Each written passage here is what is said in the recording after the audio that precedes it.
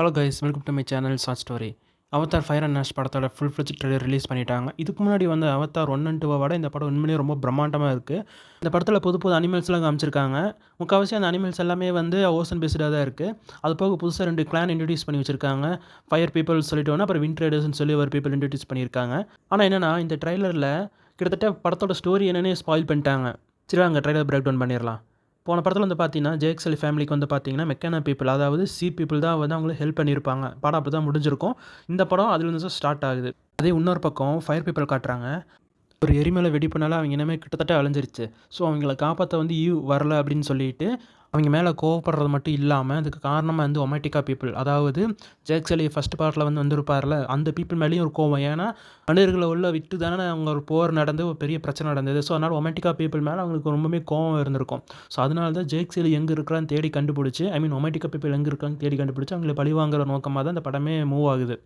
அதே சேம் டைமில் JXL family வந்து இந்த புதுசாக வந்த விண்ட் ரைடர்ஸ் அவங்க கூட வந்து ட்ராவல் பண்ணிகிட்ருக்காங்க. ஃபஸ்ட் டைமாக வந்து ஃபயர் பீப்புள் அங்கே தான் வந்து அட்டாக் பண்ண போகிறாங்க. அட்டாக் பண்ணும்போது பார்த்தீங்கன்னா, ஜேஎக்ஸ்எல் ஃபேமிலி வந்து 2ஆக பிரிஞ்சிருது. அதாவது ஜேக்கோட பொண்ணுமே வில்லனோட பையனும் இருப்பாங்க பார்த்தீங்களா, அவங்க 2 பேரும் வந்து தனியாக பிரிஞ்சிடுறாங்க. மற்ற பசங்களும் தனியாக பிரிஞ்சிடுறாங்க. ஜேஎக்ஸ்எல்லையும் ஒய்ஃபும் வந்து தனியாக பிரிஞ்சிடறாங்க. அவங்க ஃபேமிலியும் 3ஆக பிரிஞ்சிருது. இப்போ அந்த டைமில் தான் வில்லன் வந்து ஃபயர் பீப்புள் கூட வந்து சேர்ற மாதிரி காட்டுறாங்க. அவர் வாண்டடாக போய் சேர்ந்தாரா என்னன்னு தெரியல. பட் கிட்டத்தட்ட அவரும் ஒமேட்டிக்கா சாயலில் தான் இருக்காங்க, அந்த குளோனிங்கில் தான் இருக்காங்க. ஸோ அவரையும் கொல்றதுக்கு தான் ஃபயர் பீப்புள் கூட்டிகிட்டு போயிருக்காங்க. ஆனால் நான் அவங்கள கொல்றதுக்கு உங்களுக்கு ஹெல்ப் பண்ணுறேன் அப்படிங்கிறனால அவரை வந்து கூட சேர்த்துக்கிட்டாங்க. சேர்த்தது மட்டும் இல்லாமல் அவங்களோட டெக், அதாவது அந்த வெப்பன்ஸ்லாம் வந்து ஏந்தி நிற்கிற மாதிரி தான் ஷார்ட்டும் காமிச்சிருப்பாங்க. ஸோ இவங்க 2 பேரும் ஒன்றா சேர்ந்து தான் ஜேஎக்ஸ்எல் ஃபேமிலி மொத்தமே முடிச்சு கட்டணும் அப்படின்னு சொல்லிட்டு பிளான் பண்ணுறாங்க. இது இன்னொரு பக்கம் நம்ம ஜேஎக்ஸ்எல், அதாவது நம்ம ஹீரோவோட பொண்ணுமே வில்லனோட பையனும் வந்து பிரிஞ்சு போயிட்டாங்கல்ல, அவங்களோட ஸ்டோரி என்ன அப்படிங்கிறத அந்த படத்தில் உங்களுக்கு டீப்பாக சொல்லுவாங்கன்னு எதிர்பார்க்குறேன். பழைய படத்தில் ஓரளவு டீசெண்டாக சொல்லியிருப்பாங்க. இந்த படத்தில் இன்னுமே வந்து டெவலப் பண்ணி பெருசாக காட்டுவாங்கன்னு எதிர்பார்க்குறேன். ஹீரோவோட பொண்ணுக்கு வந்து உண்மையிலேயே அவளுக்கு என்ன பவர்ஸ், அவர் ஈவு கூட என்ன மாதிரி கனெக்டில் இருக்கிறாங்க அப்படிங்கிறது எனக்கு டீப்பாக காட்டுவாங்க. இன்னொரு பக்கம் வில்லனோட பையனுக்கு வந்து பார்த்திங்கன்னா ஒரு நல்ல ஆரிஜின், அதாவது பார்த்திங்கன்னா அவங்க அப்பா வந்து தப்பானவனவே இருந்தாலுமே நான் அப்படி கிடையாது, உங்களை மாதிரி கிடையாது அப்படின்னு சொல்லிட்டு அப்பா கூடயே சண்டைக்கு போகிற மாதிரி சில ஷார்ட்ஸ்லாம் காமிச்சிருக்காங்க. அது போக இன்னொரு ஷாட்டில் வந்து பார்த்தீங்கன்னா, இது மனுஷங்களால் கிரியேட் பண்ணதா இல்லை வந்து நேச்சுரல், ஈவ் மூலியமாக பண்ணதா என்னன்னு தெரியல.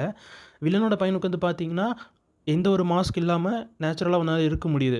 ஸோ அதுக்கான ரிசர்ச் அங்கே போயிட்டுருக்கு. நம்ம ஜேஎக்ஸ்எல் வந்து பார்த்தீங்கன்னா ஒரு ரூமில் நின்று பேசிகிட்டு இருக்காரு. பின்னாடி டிஸ்பிளேல என்னென்னமோ ரீடிங்ஸ்லாம் போயிட்டுருக்கு. ஸோ இது வந்து சயின்டிஃபிக்காக பண்ணாங்களா இல்லை வந்து நேச்சுரலாக நடந்ததான்னு தெரில. ஆனால் கண்டிப்பாக வந்து மனுஷங்களால இங்கே வந்து மாஸ்க் இல்லாமல் நேச்சுரலாக பிரீத் பண்ண முடியும் அப்படிங்கிறது ஏதோ ரிசர்ச் மட்டும் பண்ணியிருக்காங்கிறது நல்லா தெளிவாக தெரியுது.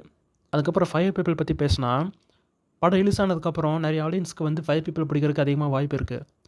ஏன்னா அவங்களோட தைரியம், நடக்கிற இதெல்லாம் பார்த்தாலே தெரியுது, எவன் வந்தாலும் பார்த்துக்கலாம் வாடா அப்படிங்கிற மாதிரி தான் இருக்குது. ஸோ இவங்களுக்குன்னு தனியாக வந்து ஒரு நல்ல ஸ்ட்ராங் ஸ்டோரி இருக்குன்னு எதிர்பார்க்குறேன். இவங்க இந்த படத்தோட முடிஞ்சிருவாங்களே இல்லை அடுத்தடுத்த படத்தில் கண்டினியூ ஆவாங்களான்னு தெரியல. ஆனால் இந்த படத்தில் ஒமேட்டிக்கா பீப்புள், மெக்கானா பீப்புளை தாண்டி இந்த ஃபயர் பீப்புளை வந்து நம்மளுக்கு பிடிக்கிறதுக்கு அதிக வாய்ப்புகள் இருக்குது. அப்புறம் வின் பீப்புள் இருக்காங்க. அவங்க சும்மா ட்ரேடிங் தான் பண்ணுவாங்க. ஸோ அதனால் படத்துக்கும் அவங்களுக்கும் பெரிய ஒரு கனெக்ஷன் ஒன்றும் இருக்காது. ஜஸ்ட்டு வந்து ஒரு ஹீரோ டீமுக்கு ஹெல்ப் பண்ணுற ஒரு கிளானாக வரலாமே தவிர, அவங்க வந்து ஃபைட்டிங்கில் இறங்குவாங்களான்னு கரெக்டாக தெரியல எனக்கு. அவங்க வந்து அமைதியாக தான் இருக்கிறாங்க, பார்த்தா தெரியுது. அவங்ககிட்ட பெருசாக வெப்பன் எதுவும் இல்லாத மாதிரி தான் இருக்குது. ஃபஸ்ட் அட்டாக்கே வந்து அவங்களோட இடத்துல தான் நடக்குது.